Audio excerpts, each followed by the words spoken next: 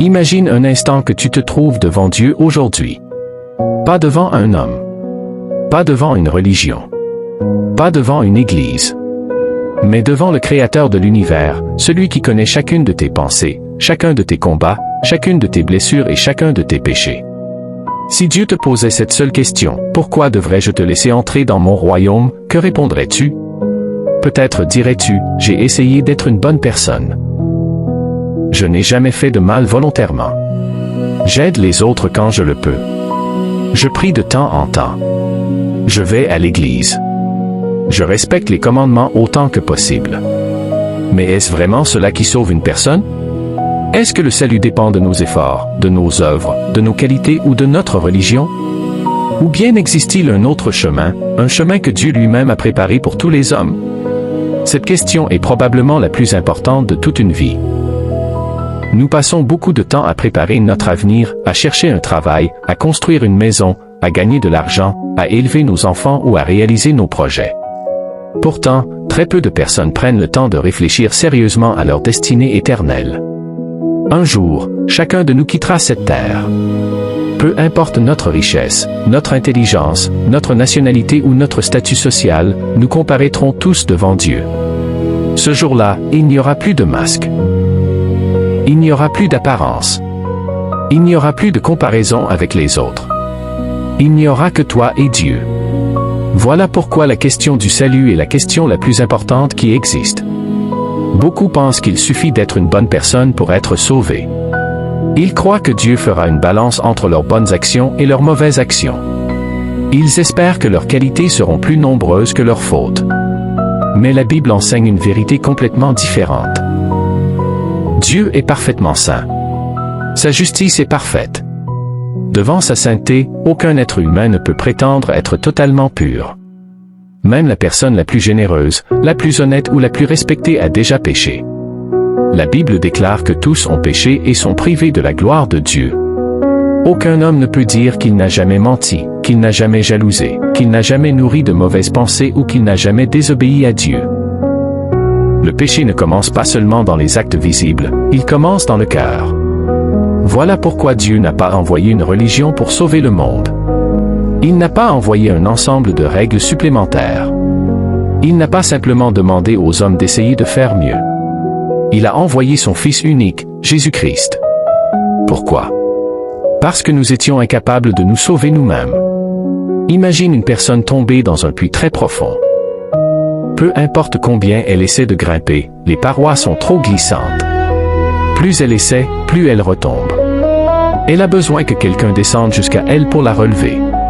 C'est exactement ce que Dieu a fait en Jésus-Christ. Il est venu chercher ceux qui étaient perdus. Il est venu sauver ceux qui étaient incapables de se sauver eux-mêmes. La grâce de Dieu est souvent difficile à comprendre parce que notre manière de penser est basée sur le mérite. Depuis notre enfance, on nous apprend que nous devons mériter les récompenses. À l'école, il faut travailler pour obtenir de bonnes notes. Au travail, il faut faire des efforts pour recevoir un salaire. Dans la société, nous sommes habitués à penser que tout s'obtient grâce à nos performances. Alors, beaucoup imaginent que le salut fonctionne de la même manière. Ils pensent qu'ils doivent accumuler suffisamment de bonnes œuvres pour que Dieu les accepte. Mais l'Évangile renverse complètement cette logique. Le salut est un cadeau. Un cadeau ne se mérite pas. Il se reçoit avec reconnaissance. C'est précisément ce que signifie la foi. La foi n'est pas simplement croire que Dieu existe. Beaucoup de personnes disent croire en Dieu. Même les démons savent que Dieu existe. La véritable foi consiste à placer entièrement sa confiance en Jésus-Christ pour recevoir le pardon des péchés et la vie éternelle. C'est reconnaître que nous ne pouvons rien ajouter à l'œuvre parfaite accomplie par Jésus sur la croix. Lorsqu'il a donné sa vie, il a payé entièrement la dette du péché. Rien ne manque à son sacrifice. Rien ne peut être ajouté.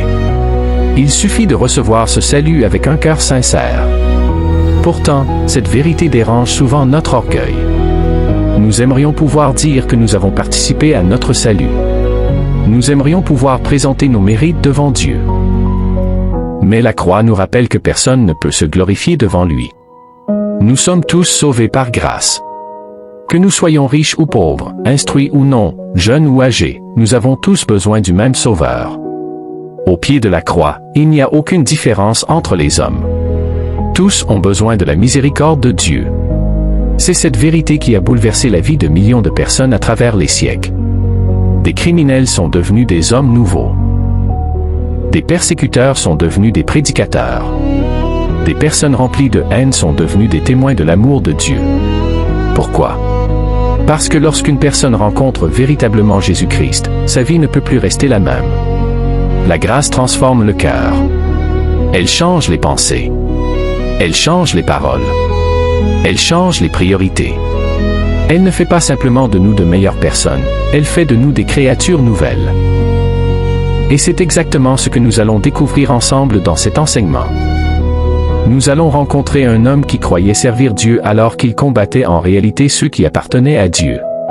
Cet homme s'appelait Saul. Personne n'aurait imaginé qu'il deviendrait un jour l'un des plus grands apôtres de l'histoire de l'Église.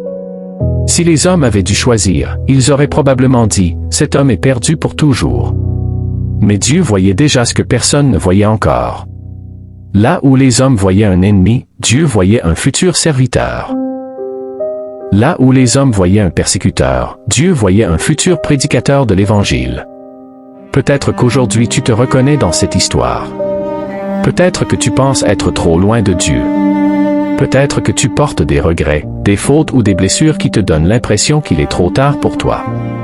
Peut-être que tu crois que Dieu peut sauver les autres, mais pas toi. Si c'est ce que tu ressens, ne quitte surtout pas cette vidéo. Car l'histoire de Saul prouve que personne n'est trop loin pour être rejoint par la grâce de Dieu. Aucune vie n'est trop brisée. Aucun péché n'est trop grand. Aucune histoire n'est définitivement perdue lorsque Jésus décide d'intervenir. Dans la prochaine partie, nous allons remonter près de 2000 ans en arrière pour suivre pas à pas le parcours de Saul de Tarse. Nous découvrirons qui il était avant sa rencontre avec Jésus, pourquoi il détestait les chrétiens, ce qui se passait dans son cœur sans que personne ne le voie, et comment une seule rencontre avec le Christ ressuscité a complètement changé le cours de son existence. Cette histoire pourrait bien transformer la tienne également. Si ce message touche ton cœur, prends quelques secondes pour t'abonner à la chaîne afin de ne manquer aucun enseignement de cette série. Laisse également un « j'aime » pour soutenir cette mission d'évangélisation. Et si tu crois que le salut est un cadeau de Dieu, écris simplement « Je crois en Jésus » dans les commentaires. Que Dieu te bénisse, et retrouvons-nous dans la prochaine partie.